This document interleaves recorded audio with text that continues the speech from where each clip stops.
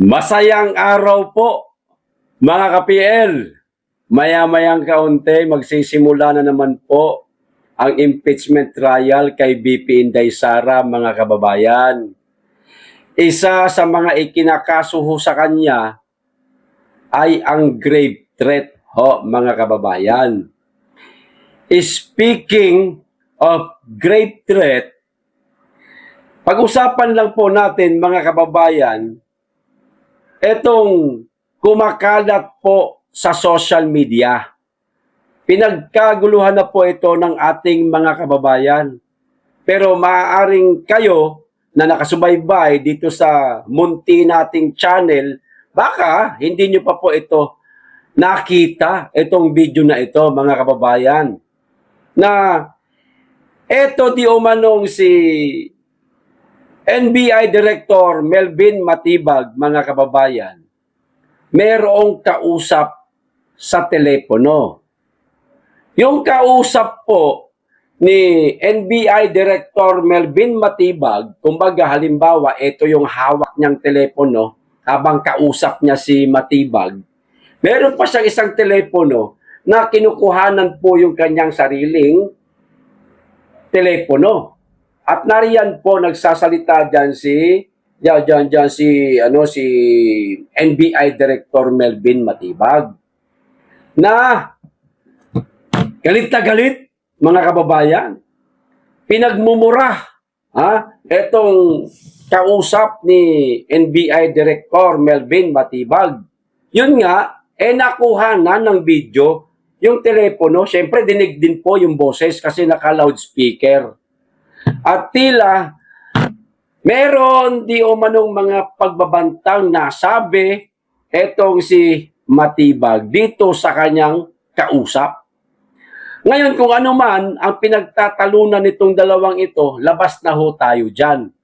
Problema ho nila yan. Usapang grave threat po, mga kababayan, sa mga abogadong makakapanood po nitong video na ipapanood ko po sa inyo, kayo na lamang po ang humusga kung meron bang grave threat dito sa mga nabanggit di umano ni NBI Director Melvin Matibag. Okay, eto na po yung video, panoorin po natin, mga kababayan. Gusto mo gawin? Ha? Attorney.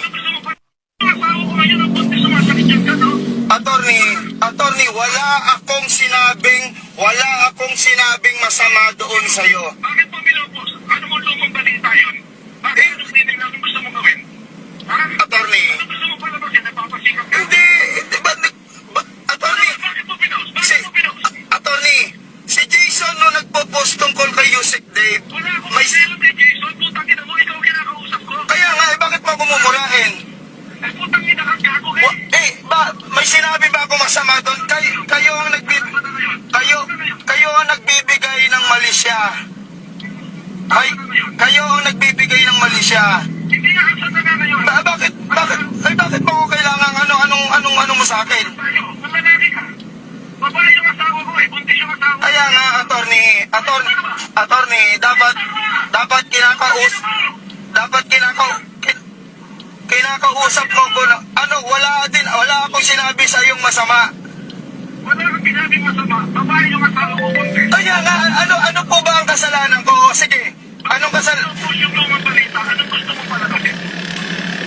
Attorney, politika eh. Politika, may sinabi ba ako masama doon? Putang ina mo ng politika. Ha? Hindi. Masyado kang nag-ano eh. Ano ba sinabi kong masama doon? May sinabi ba akong masama? Tanong ko nga sa'yo, bakit pinupost mo yung mga balita? Ha? Balita yun. Hindi lang naman eh. Balita yung gago. Balita ba ako? Gago. Bakit ka nagagalit? Luma na pala yun. Pagkina mo, buntis yung asawa ko na may nakikitang ngayon. Putang ina ka. Ha?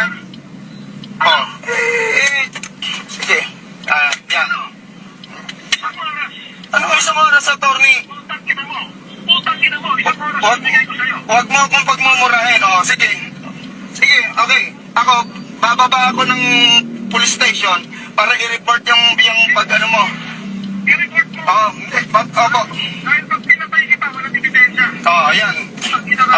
Okay yan ha. meron ho akong ebidensya na sa'yo. Attorney Melvin Matibag, wala akong sinabing masama sa'yo against sa'yo. Oh. Anong wag magmalinis, attorney? Anong gusto mong palabasin? Oh. Ngayon, attorney, kung walang ang sabi doon sa balita, Minardo Guevara, iimbestigahan. Ngayon, may sinabi ba akong masama doon? Pabor nga sa iyo yan eh. Eh kung mapatunayang wala, eh di wala problema. Anong wala doon? Attorney Melvin Matibag, kayo ang nagbibigay.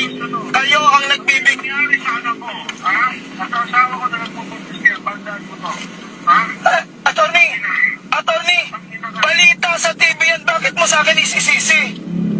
Anong balita sa loob? Anong hindi mo sabihin? Balita yan eh. Oh, eh bakit mo ko, pinagbabandaan mo na ako? Pinagbabandaan, sinabi, naka-record to. Napapatayin mo ko na isang bala ka lang. Naka-record ito.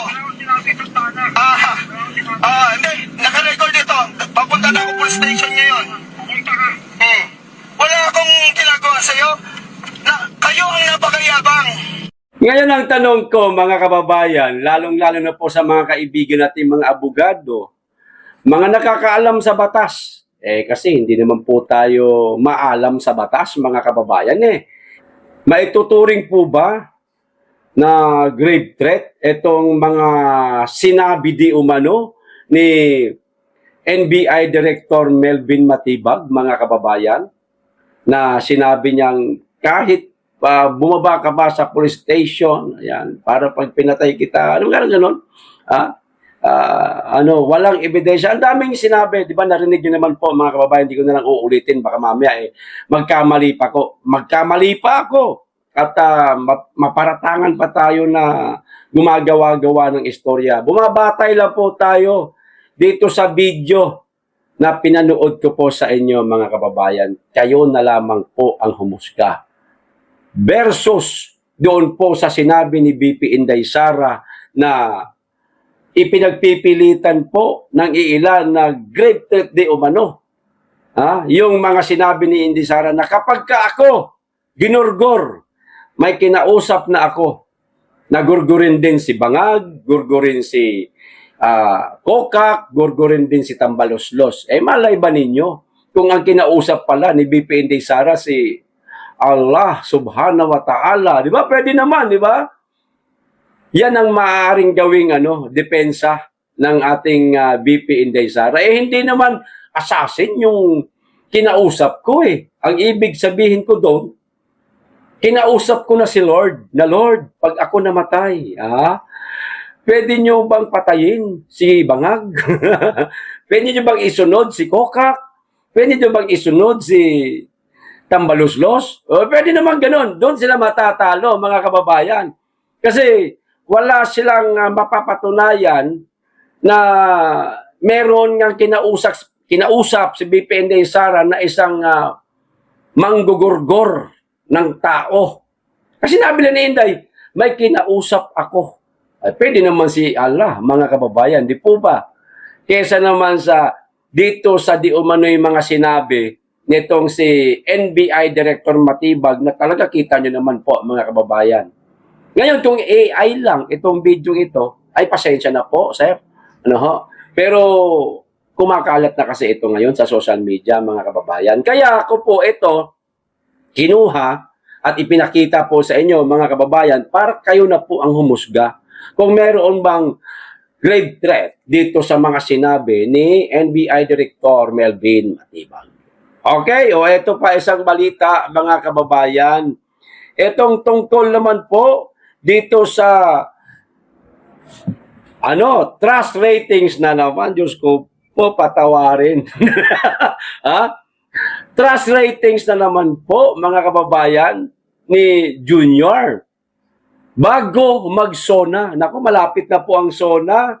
Tapos, ganito ang trust rating mo, Mr. President. Nakakahiya na po ito bilang isang Pangulo, sir. Kaya niyo po bang harapin ang mga Pilipino, gayong karamihan sa ating mga kababayan, wala na pong tiwala sa iyo. Wala nang tiwala sa pamumuno nyo po, Mr. President. O eto mga kababayan, ang pinakabagong trust ratings na nakuha ni Junior Bangag versus pa rin po sa ating mahal na pangalawang Pangulo, VP Inday Sara, mga kababayan, pagkumparahin po natin. O eto, trust ratings, bago ang SONA. Ayan, bago ang SONA. Ilang araw bago ang State of the Nation Address o SONA, bumaba na naman. Ito bumaba sa 34% ang trust rating ni President Bongbong Marcos nitong Hunyo mula sa 35% noong Marso ayon sa pinakahuling survey ng Social Weather Station o SWS, mga kababayan. Isa ito sa mga pinagkakatiwala ang survey firm na kinomisyon ng Strat-based Group partida, mga kababayan. Kinomisyon po ito ng Strat-based Group. No? Kinomisyon, ibig sabihin po, itong Strat-based Group na ito, mga kababayan, sila po ang lumapit sa SWS para humiling at gumawa ng survey. Pero sa lumalabas nga na survey o resulta ng survey, mga kababayan, 35% po, mga kababayan, ibinaba, no, mga kababayan, ibinaba po ng, ulitin ko, bumaba po ng 34% mula po sa 35%, bumaba po ng 1% na naman, mga kababayan. Bahagya ring nabawasan ang awareness ratings niya na nasa 98% na noong nakaraang buwan, mga kababayan. 98% noong nakaraang buwan. Hindi naman nagbago ang trust rating ni Vice President Sara Duterte na nananatili, mga kababayan, sa 57%. Gayon din ang kanyang awareness ratings na nasa 99% nitong Hunyo. Mga kababayan, hindi po nagbabago ang mga ratings ng ating pangalawang Pangulo. Ayan, patas lang po. Hindi tumataas, hindi bumababa. Consistent. Yung ating mga kababayan, nagtitiwala pa sa ating pangalawang Pangulo, pati yung kanyang awareness rating, mga kababayan, nananatili pa rin po. Pero kay Junior Bangag, mga kababayan, eto na tayo. Lahat po nagsipagbagsakan, pula. Pula po yung araw pababa, mga kababayan. Sir, Mr. President, pambihira naman, kaya niya po bang humarap sa mga Pilipino? Wala na pong tiwala sa inyo, mga Pilipino, sir. Ang kapal naman po ng mukha ninyo. Kung baga, yung mga anak mo, halimbawa, ihalin tulad natin, mga kababayan, sa isang ama ng tahanan, no? Na noon, pinagkakatiwalaan siya ng mga anak niya, minamahal siya, ginagalang siya, no? Kalaunan, dahil sa nakita nitong kanyang mga anak na naging lasenggo si tatay, naging sugarol si tatay, naging babaero pa si tatay, hindi pa marunong tumawag sa Allah, mga kababayan, nawala ng tiwala yung mga anak niya. Walang pinagkaiba ito dito sa nangyayari ngayon sa ating presidente. Mr. President, sa 40 na taon na ako'y nabubuhay sa mundong ito, ngayon lang po ako nakaranas na ang ratings ng isang Pangulo panay ang bagsak ni hindi po tumata. Pamira naman, Mr. President, mahiya-hiya naman po kayo, sir. Magsosona na naman po kayo. Ang masaklap pa nito, mga kababayan, bago magsona, naglabas pa ng survey, bagsak. Sa kabila ng kanyang mga ginagawang trabaho ko, no? Ano pa naging trabaho niya? Biyahe, biyahe, biyahe, biyahe. Hanap ng mga foreign investor. May nadadala ba? May nauuto? May nabubudol ba siya? Wala. Kasi tunog na tunog, mga kababayan, sa buong mundo, ang administrasyon ni Junior Bangag, kurakot. Puro kawatan. Tumunog, umingay, pinag-usapan, pinag-chismisan ng ating mga karatig bansa itong napakalalang korupsyon sa ating bansa. Kaya siya walang nakukuha na mga foreign investor. Kaya tuloy-tuloy po ang pagbagsak ng kanyang mga trust ratings, awareness ratings, approval ratings, lahat bagsak, mga kababayan. Meron pa siyang ginagawa ngayon. Meron siyang ginagawa ngayon. Huwag naman tayong masyadong one-sided. Ang ginagawa niya po ngayon, mga kababayan, para magagamit niya po ito sa darating na sona niya, ay yung mga pamimigay po ng ayuda. Parang itinuturing niyang aso ang mga pobre kapos nating mga kababayan. Manahimik kayo. Huwag kayong mag-ingay laban sa akin o eto, ayuda para sa inyo. Magdadagdag ako ng benepisyo sa mga portis. Yan, libre ilaw, libre tubig, dagdag pa ng monthly ba yan? Monthly na payouts, mga kababayan. 4 piece po. 4 piece lang. Ang kanyang mga natutulungan. Pero mga kagaya ho natin na hindi po tayo miyembro sa 4 piece, paano ho tayo matutulungan ng ating presidente? Natutulungan ba tayo? Wala, mga kababayan. Simple lang naman sana ang hinihiling natin eh. Hindi na natin hinihiling na pababain ang presyo ng bilihin, pababain ang presyo ng gasolina. Isa lang, Mr. President, ang hinihingi naming tulong sa iyo.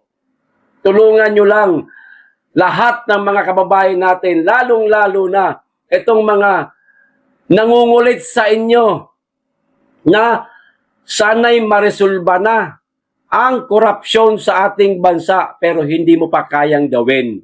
Bakit hindi nyo kayang resolbahin ang korupsyon lalong-lalo na sa flood control scam na yan? Na sinasabi po ninyo, Mr. President, na kayo di umano ang nagbunyag.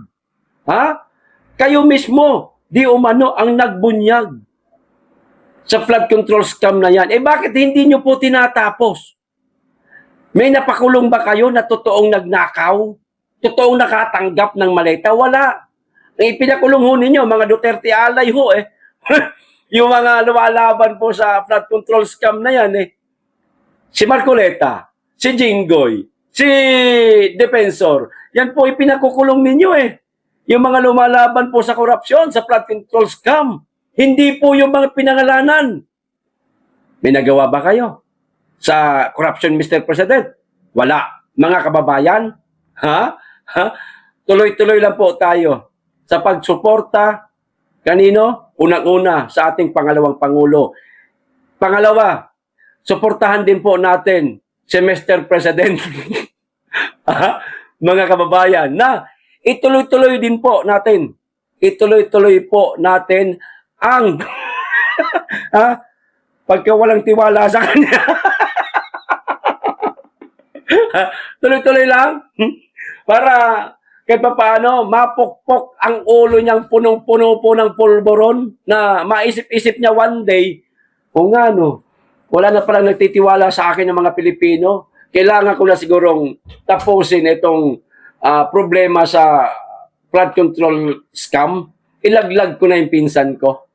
Ilaglag ko na yung mga pinangalanan ng 18 Marines kahit pa paano yung kasalanan ko medyo mapagtakpan dahil nilaglag ko yung mga kaalyado ko. Kaso ho, hindi niya po kayang gawin yan, mga kababayan. Kasi pag nilaglag niya, kahit isa lang, maniwala ho kayo, kahit isa lang, lalong-lalo na yung Bersamin, mga Bersamin, yung dati niyang ES at saka yung pamangkin, kahit yung dalawa lang na yun ang ilaglag niya, tapos. ang ang pagiging presidente ni Junior, mga kababayan. Kaya po hindi umuusad, gumugulong ang problema sa flood control scam na yan. Kaya sinarado ang Blue Ribbon Committee at ipinasok po, mga kababayan, ang impeachment trial sa ating pangalawang Pangulo para mapagtakpan, mga kababayan, ang flood control scam na yan. Nasangkot din di umano ang ating presidente. Ayon yan kay Saldico at nagpahiwatig na rin ang mismong pinsan niya na si Romualdez na kapag ka ako, ang sabi ni Romualdez, nilaglag nyo, marami akong alam, hindi ako papayag na hindi ko sila idadawit. Di ba? Laglag daw si Romualdez, malalaglag din daw po lahat. O kamusta? Inimbestigahan ba yung sinabi ni Romualdez? Wala. Kasi lahat sila malalaglag, mga kababayan, kapag pinatulan po nila ang mga sinabi ni Romualdez. Kaya saan sila nakatuon ngayon? Sa pangalawang Pangulo para matakpan po ang korupsyon sa ating bansa, mga kababayan. Ipapa-impeach talaga nila ang ating pangalawang Pangulo. Iko-convict nila ang ating pangalawang Pangulo, mga kababayan, para walang maging Inday Sara Duterte sa 2028 at hindi ho sila mabalikan. Diba? Pero ito, ang nakakatuwa na ratings ngayon ni Bangag. Lahat bagsak bago magsona. Mr. President, mahiya-hiya ka naman po. Bagsak po ang ratings ninyo. Pati po yung inyong awareness ratings, bagsak din po. Haharap ka pa sa publiko, sa SONA. Gayong ganito, ang mga ratings mo, mahiya-hiya ka naman. Ang kapal po ng mukha ninyo, Mr. President. Di ba, mga kababayan? O eto pa, isa pang balita. Quote card lang po ipapakita ko sa inyo at legal naman po ito. Lehitimo naman po ito. Galing po ito sa isang news outlet. O ayan, mga kababayan. Sabi ni Ping Lacson na best friend po ni Marcoleta na ngayon best friend naman po ni Senator Alan Peter Cayetano matapos niyang banat-banatan si Marcoleta, bastusin hanggang sa makulong. Si SP Alan na naman po ngayon ang binabanatan niya at binabastos na para bagang alam niya ho, mga kababayan, na ang patutunguhan ni SP Alan dating SP Alan Cayetano ay sa kulungan din. No? Ito, kaya lakas ng loob niya mga kababayan No? Lakas ng loob niyang sabihin ito, mga kababayan. Ito sinabi niya. Mamamatay ako na hindi ako corrupt na public official. Talaga ba? Pinky Lacson? Hindi ho kayo corrupt, sir? Baka bumubulong na po sa inyo si konsensya. Hindi nyo lang po pinakikinggan. Pakinggan nyo rin po minsan si konsensya, Ping Lacson. Kung talagang hindi ka corrupt, patunayan mo sa amin. Patunayan mo sa mga Pilipinong hindi ka corrupt. Sa paanong paraan? Hindi ko po kayo tinuturuan, Ping Lacson, ha? Pero ito lang po talaga ang maaaring makapagpatunay na hindi po kayo corrupt. Pag ginawa nyo to, sasaluduhan ka ng mga Pilipino. Matutuwa sa iyo mga Pilipino at sasabihin totoo na hindi corrupt si Ping Lacson. Pero pag hindi mo to ginawa, corrupt, mananatili sa amin yan. Mula noon hanggang ngayon, bilang isang public official, gawin mo ito. Buksan mo ang Blue Ribbon Committee. Kahit na nakasalang sa Senado itong impeachment trial sa pangalawang Pangulo, kumanap kayo ng ibang schedule para mapag-usapan at mabuksan itong Blue Ribbon Committee at pag-usapan, talakayin, pagdinig, sa pagdinig, itong flood control scam. Sir, pag hindi nyo po ginawa yan, sir, ang masasabi po namin, kurakot ka, kawatan ka. Huwag ka munang magmayabang na hindi ka kurap. Kung hindi mo naman nagawa ng solusyon din, etong napakalalang korupsyon sa ating bansa. Isinarado nyo nga ang Blue Ribbon Committee eh. Sinadya niyong isinarado at tinakpan nyo ang BRC sa pamamagitan ng impeachment ni VP Inday Sara para hindi mapag-usapan at lumutang maaari ang pangalan mo. Sir, kaya nyo ba, maibibigay nyo ba sa mga Pilipino ang isa sa mga kahilingan ng mga Pilipino at magpapatunay na rin na kayo hindi kurap na buksan ang Blue Ribbon Committee? Pero pag hindi nyo po kayang gawin yan, sir, hindi kami naniniwala sa sinasabi mong hindi ka kurap. Mula noon hanggang ngayon. Kung sinabi mo dito na mamamatay kang hindi ka kurap na public official, ang tatak sa isipan ng mga Pilipino. Mula noon hanggang ngayon, mamamatay kang kurap. Okay, sir. Hamon sa'yo yan ng mga Pilipino. Hindi yan hamon ng isang vlogger lang, na maliit na isang vlogger lang, kundi ng mga Pilipino po, sir. Yan po ang hamon sa'yo. Kaso, kaso may kaso eh. May kaso eh. Kaso, kung kaya mong gawin. Okay? Kung kaya mong gawin. Pero kung hindi mo kayang gawin, sir, huwag mo na masyadong ipagmayabang na hindi ka kurap. Doon pa lang sa ginawa ninyo na pagtatakip sa flood control scam, nakatatak na po sa isipan ng mga Pilipino, nakarehistro na sa kaisipan ng ating mga kababayan na kurakot po kayo. Kasi pinagtakpan ho ninyo eh. Pilit nyo nga inaagaw yung liderato sa Senado, kayo-kayo na ngayon ay majority. Pilit yung agawin talaga. Anong ginawa ninyo sa ibang mga senador? Para bumaba ang bilang at hindi makalaban sa kudeta. Pinakukulong nyo yung iba. Ayan ang palaban nitong itong tinatawag na Cayetano Black. Gayong bawas na sila. Wala na sa ilalaban. Sa gagawing butuhan, sa pagpapalit ng liderato, pinababaliktad nyo yung iba. Tulad ni JB Ejercito, ni Chis Escudero, ni Joel Villanueva, pinakakasuhan ninyo. Di ba? O kung hindi man kayo ang nagsagawa ng kaso, maaring iba. Bakit? Hindi ba ninyo alay yung mga nagkaso sa mga dating kasama nila SP Alan Cayetano? Kayo din magkakatropa eh. Ano ilalaban nila? Di wala sila mailalaban. Kaya ayan, nasa inyo ngayon ang majority. Kayo ang majority, nasa inyo ang liderato sa Senado, buksan nyo ang Blue Ribbon Committee na ngayon nakakalimutan na. Parang pilit yun na pong tinatabunan ng issue dito sa impeachment sa pangalawang Pangulo. Ginagawa nyo ng pangtakip eh. Yung impeachment na yan ni kay BP Inday Sara eh. Maliwanag naman eh. Yung tropa mo nga na si Tuta Soto, parang hindi naman interesado eh. Sa impeachment trial sa pangalawang Pangulo, nag-scroll lang sa kanyang telepono. Hindi siya nakikinig maigi sa talakayan sa impeachment trial sa pangalawang Pangulo. Nagse-cellphone lang eh. Hindi siya interesado. Ibig sabihin, pagtatakip lang talaga itong impeachment trial sa pangalawang Pangulo, sir. Hindi tanga ang mga Pilipino. Hindi na po bobo ang mga Pilipino ngayon. Meron ng mga social media ngayon na maaaring mapanood ng mga Pilipino ang tunay na kaganapan at pangyayari at pagtatakip na rin.